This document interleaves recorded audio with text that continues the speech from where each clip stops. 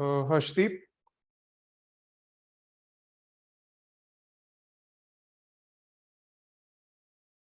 Harshdeep,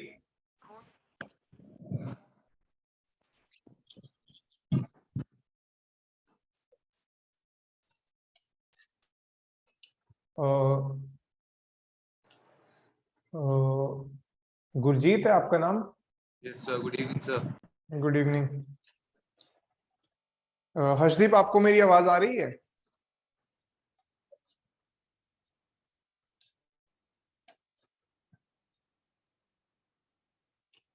Harshdeep, am I audible to you?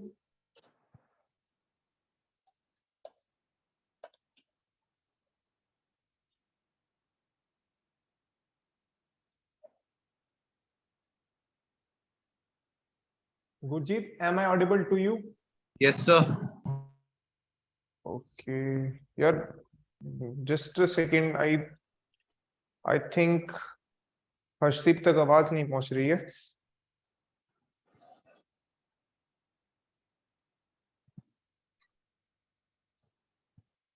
Hold a second. Okay sir.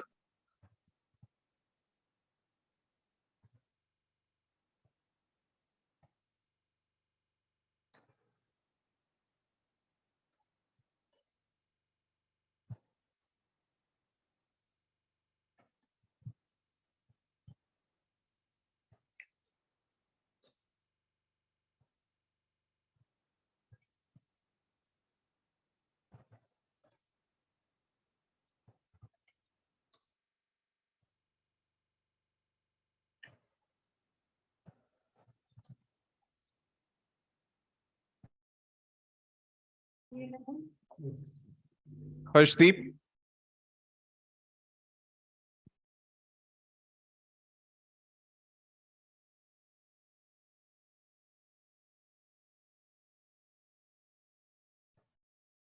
तो मैं start कर लेता हूँ।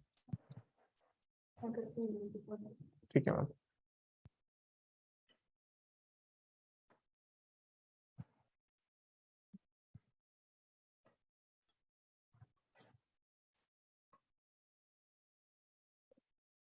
Gurjeet, yes sir. यार देखिए, हमने ना मॉडर्न हिस्ट्री स्टार्ट करी है। मॉडर्न हिस्ट्री में बेसिकली हम कर चुके हैं एडवेंट ऑफ यूरोपियंस, उसके बाद एंग्लो मैसूर वॉर कर चुके हैं, बैटल ऑफ प्लासी कर चुके हैं, बैटल ऑफ बक्सर कर चुके हैं। बैटल ऑफ बक्सर में जो ट्रीटी ऑफ इलाहाबाद हुई थी, हम वो भी कर चुके हैं, राइट? Okay sir. आज हम करेंगे ड्यूल गवर्नमेंट इन बंगाल, जो कि रॉबर्ट क्लाइव लेकर आए थे। और इस ड्यूल गवर्नमेंट में बेसिकली क्या था, मैं वो आपको बताऊंगा, इसकी सिग्निफिकेंस क्या है वो आपको बताऊंगा। और इसके बाद हम थोड़ा सा हैदर अली और टीपू सुल्तान के बारे में जानेंगे। आपने टीपू सुल्तान का नाम सुना है? Yes sir. Dual government of Bengal के बारे में पता है थोड़ा बहुत आपको? कुछ सुना है आपने इसके बारे में कुछ? No sir,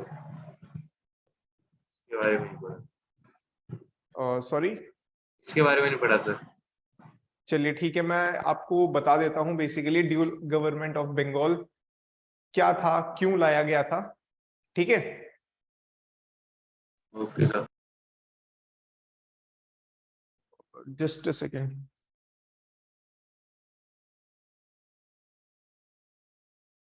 M I audible? Yes sir. Okay, देखिए, जो ड्यूल गवर्नमेंट ऑफ बंगाल था ना, उसको लेके आए थे रॉबर्ट 1765 में। अब देखो क्या हुआ था, ये बैटल ऑफ बक्सर हुई थी। बैटल ऑफ बक्सर होती है 1763 में, राइट? तो बैटल ऑफ बक्सर जीतने के बाद क्या होता है, जो ब्रिटिश होते हैं वो बंगाल के ऊपर बहुत ही ज्यादा पावरफुल हो जाते हैं। बंगाल में उनकी जो इन्फ्लुएंस होती है वो बहुत ज्यादा बढ़ जाती है। अब उनको ये लगता है जितने भी बंगाल के रूलर हैं, बंगाल का जो नवाब है, वो हमारे पपेट की तरह काम करना चाहिए। इवन बैटल ऑफ बक्सर जीतने के बाद एआईसी, ईस्ट इंडिया कंपनी की पावर इतनी ज्यादा बढ़ गई थी कि वो डायरेक्टली मुगल अंपायर को चैलेंज कर रहे थे, राइट? Yes sir. अब इसी इन्फ्लुएंस को वो और ज्यादा स्ट्रॉन्ग करने के लिए जो उनके गवर्नर होते हैं, जिनका क्या नाम होता है, just a second,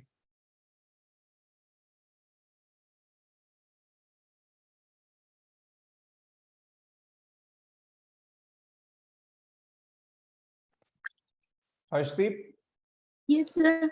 am I audible? Yes, sir.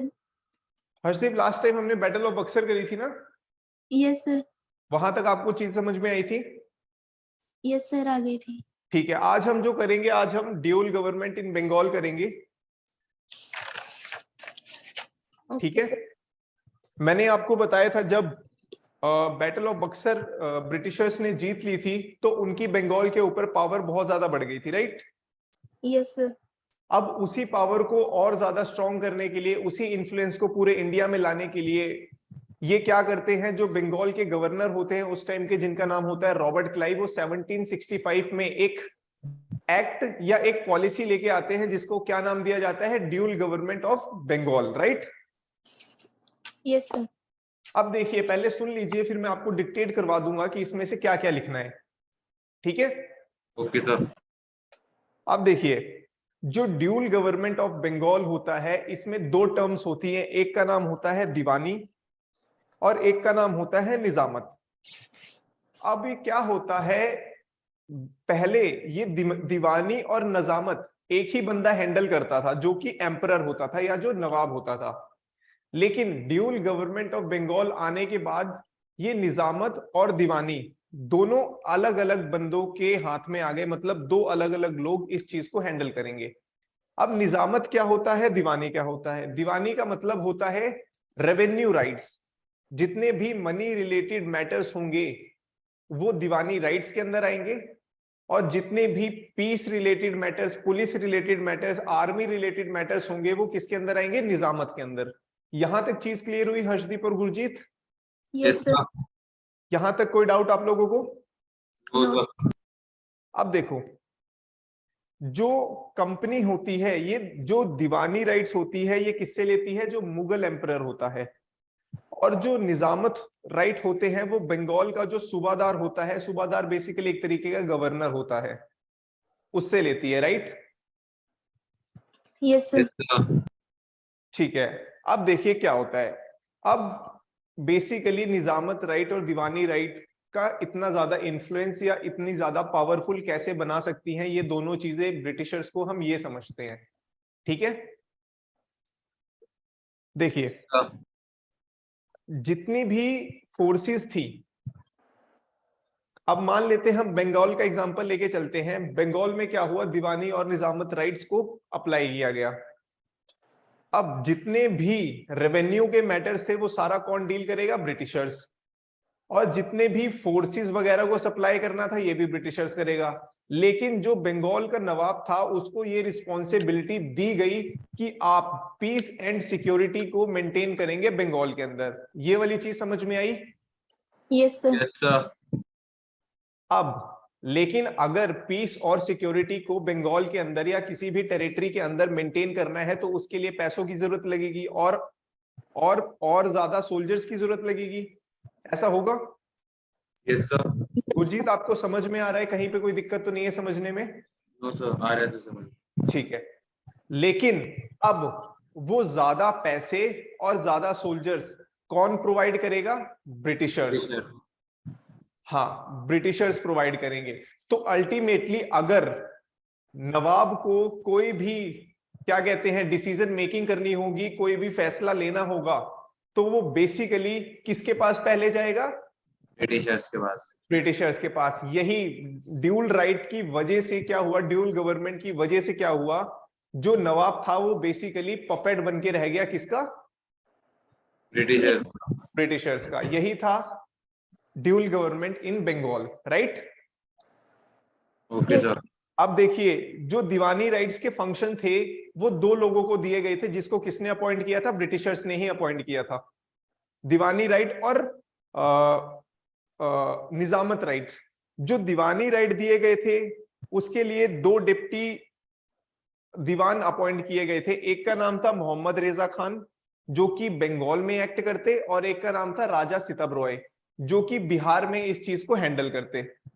ठीक है, लेकिन अब इससे क्या हुआ, जो इस चीज से क्या हुआ, जो बंगाल था उसका जितना भी सिस्टम बना हुआ था, पॉलिटिकल स्ट्रक्चर बना हुआ था, या जिस तरीके से चीजें मैनेज करनी होती थी, वो मैनेज करना बहुत ज्यादा मुश्किल हो गया था, क्योंकि हर एक छोटी से छोटी चीज के लिए जो नवाब था उसको डायरेक्टली ब्रिटिशर से परमिशन लेनी पड़ती थी, ब्रिटिशर्स के आगे हाथ फैलाना पड़ता था कि हमें इस काम के लिए पैसे चाहिए, प्लीज आप हमारी हेल्प करो। अब ब्रिटिशर्स जो होते थे पैसा देने में आनाकानी करते थे, अपनी फोर्सेस भेजने में आनाकानी करते थे, जिसकी वजह से क्या होता था, बहुत ही ज्यादा न्यूसेंस क्रिएट होता था। कहां पे? सिटी में। और अगर छोटी मोटी इंसिडेंट भी हुआ है बंगाल में या किसी और टेरिटरी में, तो जब तक ब्रिटिशर्स अपनी फोर्स भेजती या जब तक ब्रिटिशर्स उसके ऊपर कोई अपना डिसीजन लेती, वो चीज और ज्यादा बड़ी हो जाती थी, जिसकी वजह से ब्रिटिशर्स को ऐसा लगा कि हमें भी नुकसान हो रहा है, साथ में टेरिटरी को भी नुकसान हो रहा है। ये वाली चीज समझ में आई? Yes sir. गुरजीत आप? Yes sir.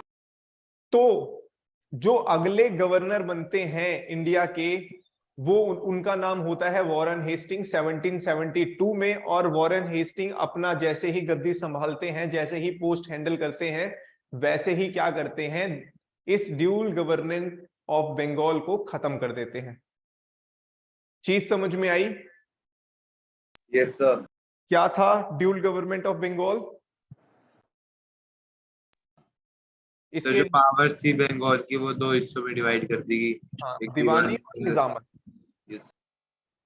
ठीक है, मैं इसके बारे में आपको डिक्टेट करवा देता हूं, आप लोग लिख लीजिए। ड्यूल गवर्नमेंट इन बंगाल, इसका पहला पॉइंट लिखिए, ब्रॉट बाय रॉबर्ट क्लाइव या इंट्रोड्यूस्ड बाय रॉबर्ट क्लाइव।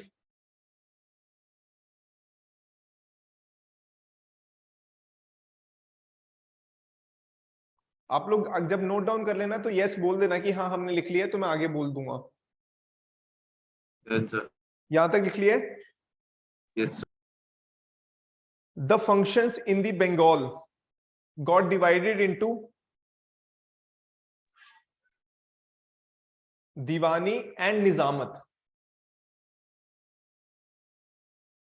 दीवानी के ब्रैकेट में डाल देना आप लोग, दीवानी के आगे ब्रैकेट लगा के लिख देना कलेक्टिंग रेवेन्यूज, और निजामत के आगे ब्रैकेट लगा के आप लोग लिख देना judicial functions.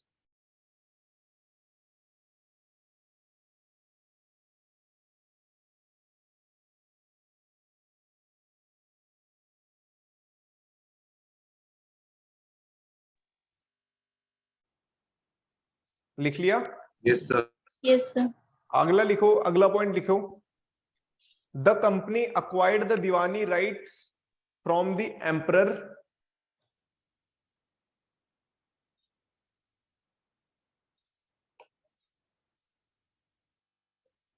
And nizamat function from the subahdar of Bengal.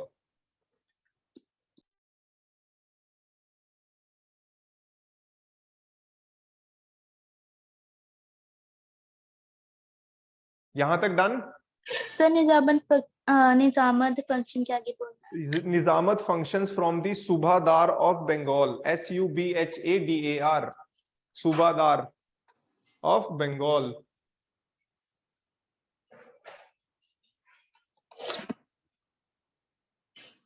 यहां तक लिख लिया आप लोगों ने? सर। ठीक है, आगे डिक्टेट करवा देता। Am I audible? Yes sir. Okay, देखिए अब इसमें क्या होता है, देखो इसमें लिखिए, it made the nawab as a mere puppet of the company.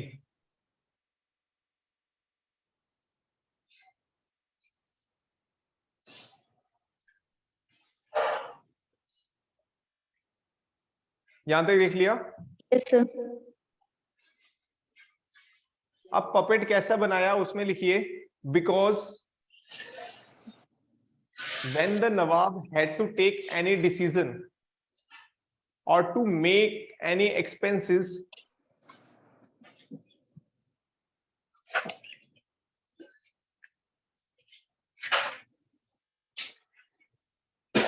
Done यहां तक?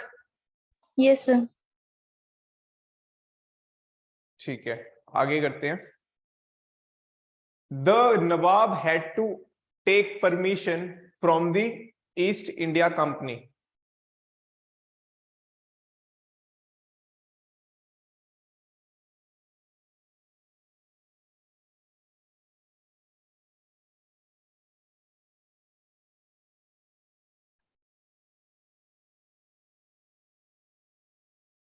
यहां तक लिख लिया? Sir, done. हाँ, Yes, sir. आगे लिखो. For the exercise of, next point है, for the exercise of diwani rights,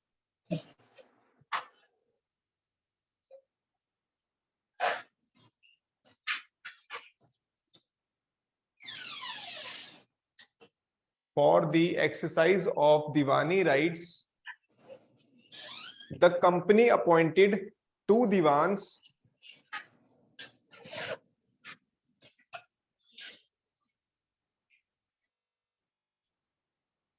Raja Sitab Roy for Bihar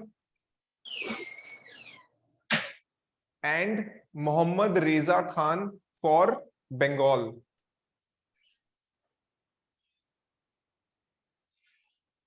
Gurjeet, आपको समझ में आ रही है ना चीजें? Yes sir. Good. Sir Raja Sita Roy from Bihar and, हाँ, Raja Sitab Roy for Bihar and Mohammed Reza Khan for Bengal.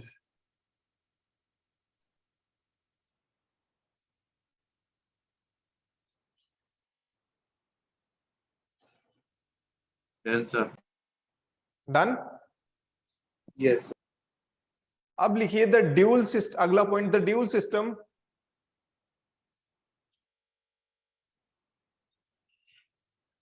the dual system proved disastrous for the people of Bengal.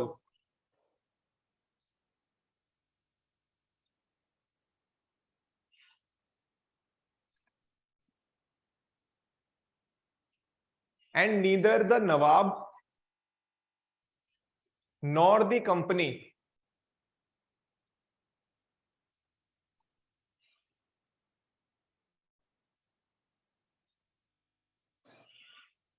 cared for the administration and welfare of the people.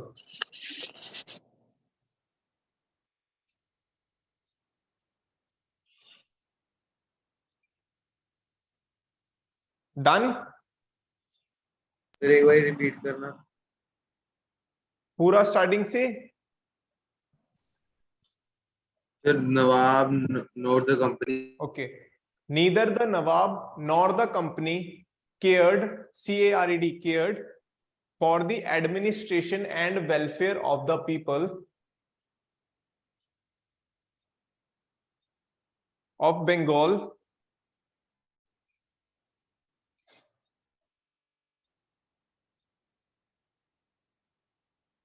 and Warren Hastings did away with the system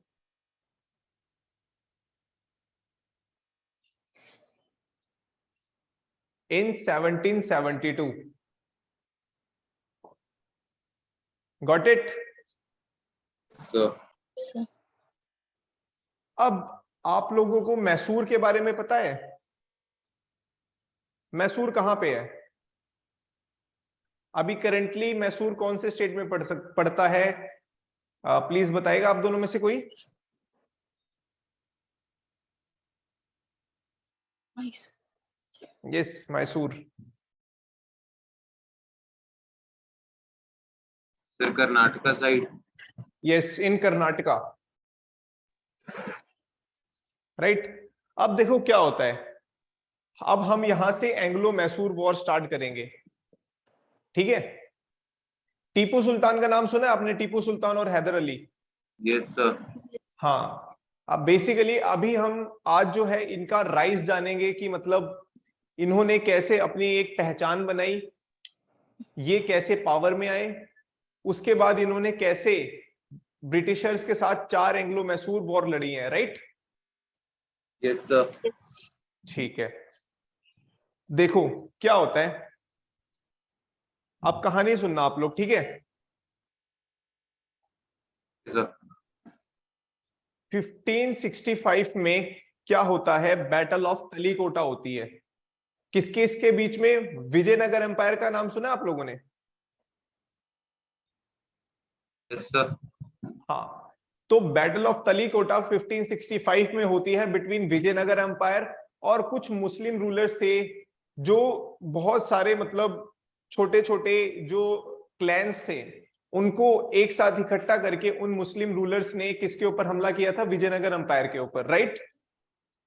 sir उस लड़ाई के बाद, battle of तलीकोटा के बाद क्या होता है, जो विजयनगर एम्पायर होता है वो बहुत ही ज्यादा वीक हो जाता है और उस विजयनगर एम्पायर से छोटे छोटे किंगडम इमर्ज होने लगते हैं।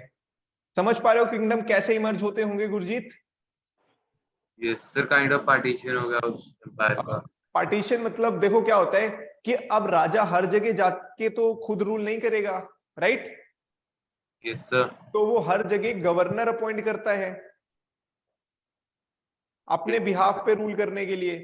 तो जब उन गवर्नर्स को ये फील हुआ कि विजयनगर का जो राजा है बहुत ज्यादा वीक हो रहा है, तो उन्होंने उसके खिलाफ एक रिबेल कर दिया और अपने आप को इंडिपेंडेंट घोषित कर दिया कि अब ये जो आपने हमें आपके बिहाफ पे जगह रूल करने के लिए दी थी, अब ये डायरेक्टली हमारे अंडर है और हम आपकी बात नहीं मानेंगे। Okay sir. ऐसे करके छोटे छोटे किंगडम्स इमर्ज होने लगे, जिसमें से एक था वोदेयार डायनेस्टी या मैसूर डायनेस्टी, राइट? सर मतलब इस काइंड में जैसे यूएसए में जो स्टेट्स हैं वो रिबेल करते हैं। हाँ, यूएसए जब बैटल ऑफ तलीकोटा 1565 में होती है तो उसके बाद जो विजयनगर एम्पायर होता है वो बहुत ज्यादा वीक हो जाता है। अब जब उन गवर्नर्स को ऐसा लगता है कि यार ये एम्पायर तो बहुत ज्यादा वीक हो गया है, इसका राजा तो अब किसी चीज के लिए कैपेबल नहीं बचा है, तो अब हम इंडिपेंडेंटली अपनी मर्जी से कुछ भी कर सकते हैं, हम अपने अपने आप को इंडिपेंडेंट घोषित कर देते हैं और हम अपने बिहाफ पे रूल करेंगे, right? Yes, sir. Yes sir. Okay, अब ऐसे ही इन छोटे छोटे किंगडम्स में से एक किंगडम निकलता है, उसका नाम होता है वोदेयार, वोदेयार डायनेस्टी और मैसूर डायनेस्टी, जिसमें से ही हैदर अली, जो कि फादर होता है किसका? टीपू सुल्तान का, वो इमर्ज करता है। अब मैं आपको बताता हूं वो कैसे इमर्ज करता है, राइट? Okay sir. देखो, जो वोदेयार डायनेस्टी थी उसको किसने सेटअप किया था? उसके राजा का नाम था चिक्का कृष्ण राज वोदेयार। क्या नाम था? चिक्का कृष्ण राज वोदेयार। हो गया। अब देखो क्या होता है, इसके 2 मिनिस्टर्स होते हैं, एक का नाम होता है नंजराज और एक का नाम होता है देवराज, राइट? यस अब सर। क्या होता है, जो ये मिनिस्टर्स होते हैं ये राजा को, जो चिक्का कृष्ण राज वोदेयार होता है, इसको पपेट बना देते हैं। मतलब राजा इतना ज्यादा वीक होता है कि ये जो मिनिस्टर्स होते हैं ये अपनी मनमर्जी चला रहे होते हैं, लेकिन गद्दी पे अभी भी वो चिक्का कृष्णराज वोदेयार बैठा होता है। गुरजीत, आप बता सकते हो कि अगर वो राजा इतना वीक था तो मिनिस्टर्स ने क्यों खुद पावर नहीं उससे अपने अंदर ले ली, या खुद गद्दी पे क्यों नहीं बैठ गए? बता सकते हो आप?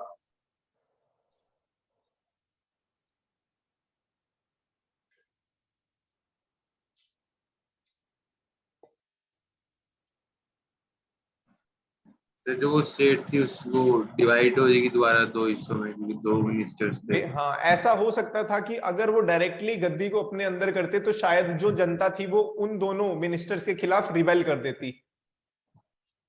सिविल वॉर हो सकती थी। हाँ ठीक है, समझ आया यहां तक? Yes sir. अब देखो क्या होता है, जो हैदर अली होता है वो एक हॉर्समैन होता है, किसकी सेना में? वोदेयार की सेना में, वोदेयार डायनेस्टी की सेना में। लेकिन क्या होता है, जो हैदर अली होता है वो स्टार्टिंग से ही बहुत बहुत ज्यादा स्किलफुल हॉर्समैन होता है, मतलब उसके अंदर ना लीडरशिप कैपेबिलिटीज बहुत ज्यादा होती हैं। तो वो धीरे धीरे हॉर्समैन से लेके जैसे जैसे उस बड़ा होता जाता है, जैसे जैसे समय बीतता जाता है और हायर पोजीशंस पे आ जाता है, राइट। Yes, sir. अब देखो क्या होता है, अब जो मैसूर डायनेस्टी थी उसमें ना स्टार्टिंग से ही मराठास के और बंगाल के निजाम्स के क्या होते थे, इन्वेजन होते थे। इन्वेजन का मतलब होता है कि मराठास और जो निजाम होते थे वो मैसूर के ऊपर हमला करते थे, मैसूर की ट्रेजरी लूटते थे और वापस से चले जाते थे। ठीक है, ये चीज समझ में आई। Yes sir. Yes, sir.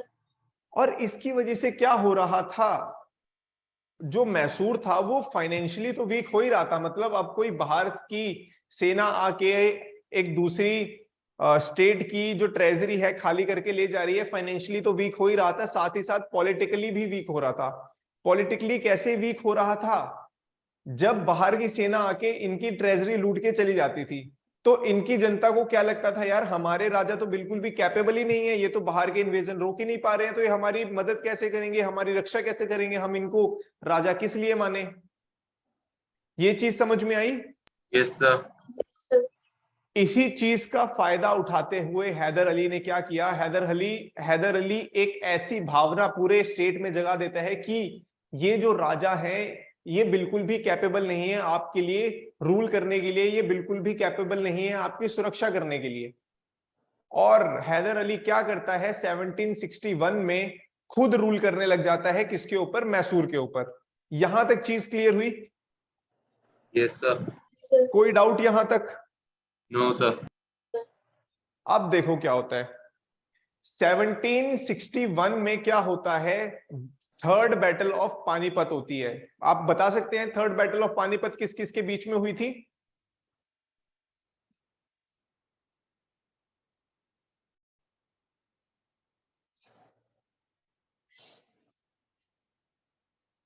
पता है क्या आप लोगों को।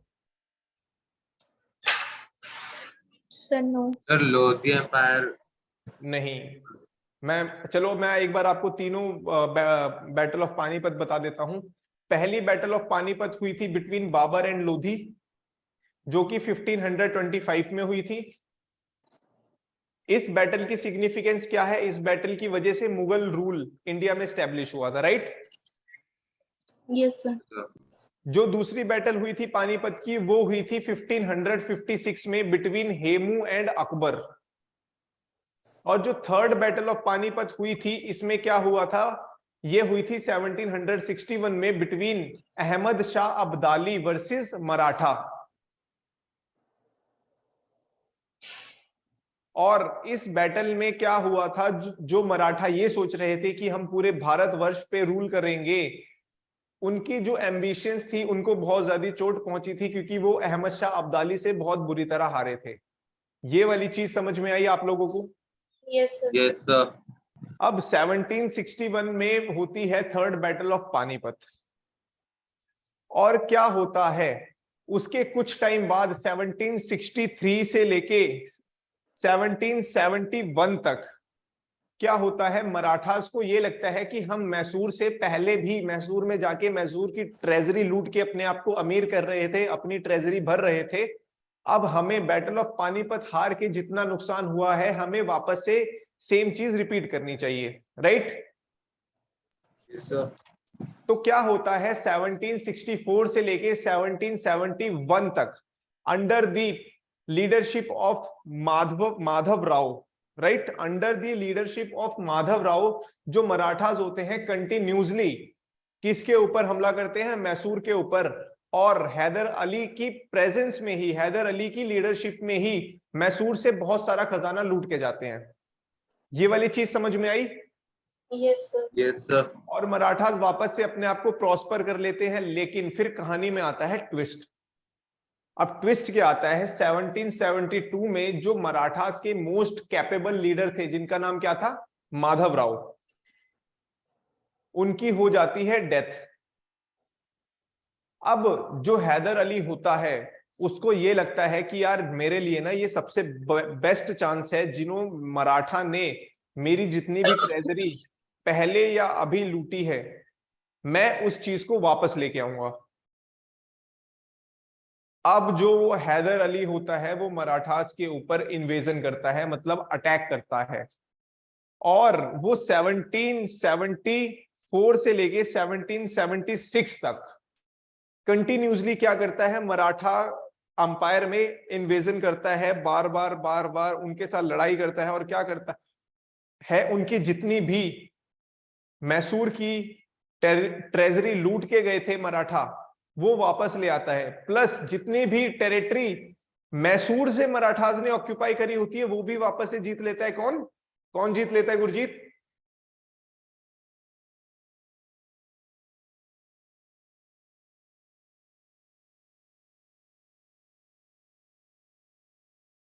Gurjeet, am I audible? Yes sir. तो कौन जीत लेता है बताओगे आप? सर क्वेश्चन रिपीट करना सर। वो मैंने ये कहा था जब मराठा मैसूर के ऊपर हमला करके टेरिटरी जीत के गए थे, जब 1772 में माधव राव की डेथ हो जाती है, तो 1774 से लेके 1776 तक जो हैदर अली होता है वो कंटिन्यूसली मराठास के ऊपर इन्वेजन करता है और उनकी टेरिटरी जीत लेता है। यहां तक आपको चीज समझ में आई है? कोई डाउट? No sir. अब देखो क्या होता है, जब ब्रिटिशर्स को ये लगता है कि मराठास जो हैं वो वीक हो रहे हैं, किसके सामने? मैसूर के सामने, तो ब्रिटिशर्स को ये लगता है कि हम तो अपनी साउथ इंडिया में प्रेजेंस बढ़ाना चाहते थे, लेकिन एक नया एम्पायर, बहुत ही पावरफुल एम्पायर राइज हो रहा है, जिसका क्या नाम है? मैसूर एम्पायर। हाँ, मैसूर एम्पायर या मैसूर डायनेस्टी। अब यही रीजन होता है बेसिकली जो ब्रिटिशर्स को डरा देता है कि कहीं ये अंपायर या ये डायनेस्टी हमारे लिए खतरा ना बन जाए। ठीक है? और Yes. यही से क्या होता है, एंग्लो मैसूर वॉर्स की स्टार्टिंग होती है। चीज समझ में आई? Yes sir. कोई डाउट यहां तक? No sir. Yes, sir. आज का टाइम हो गया है, अगर हम वॉर स्टार्ट करेंगे तो पूरा खत्म नहीं हो पाएगा। अब गुरजीत, मेरे थोड़े से क्वेश्चन हैं आपसे। Okay sir. क्या मैंने आपको जो बंगाल करवाया वो आपको समझ में आया है? Yes sir. जो मैंने आपको अभी राइज ऑफ हैदर अली करवाया वो आपको समझ में आया है? Yes sir. बोधियार डायनेस्टी कैसे उठी वो समझ में आया? Yes sir. आपके लिए ये कहानी सुनना जरूरी था? जो डिक्टेट करवाना है वो मैं आपको वॉर्स में करवाऊंगा, क्योंकि अगर मैं आपको सीधे वॉर्स करवा देता कि यार एंग्लो मैसूर वॉर हुई है और आपको बैकग्राउंड ही नहीं पता चलता, तो आपको यही नहीं समझ में आएगा कि यार ये लोग लड़ किस ले रहे हैं। चीज क्लियर है? Yes Harshdeep and yes Gurjeet? Yes, sir. Sir clear है सर। ठीक है, अब हम क्या करेंगे, क्लास कल कंटिन्यू करेंगे, और कल हम क्या करेंगे, Anglo Mysore, first Anglo Mysore war करेंगे। वॉर में हम क्या क्या देखेंगे, बेसिकली क्या रीजन था, वॉर में क्या हुआ, कौन जीता, कौन सी ट्रिटी हुई, और ट्रिटी में क्या क्या चीजें थी। बस हमारे लिए वॉर्स में ये सब चीजें इंपॉर्टेंट है, राइट? कोई doubt? Yes. No sir. Okay, thank you Gurjeet and thank you Harshdeep. Thank you sir. Thank you, sir. Good evening sir. Good evening.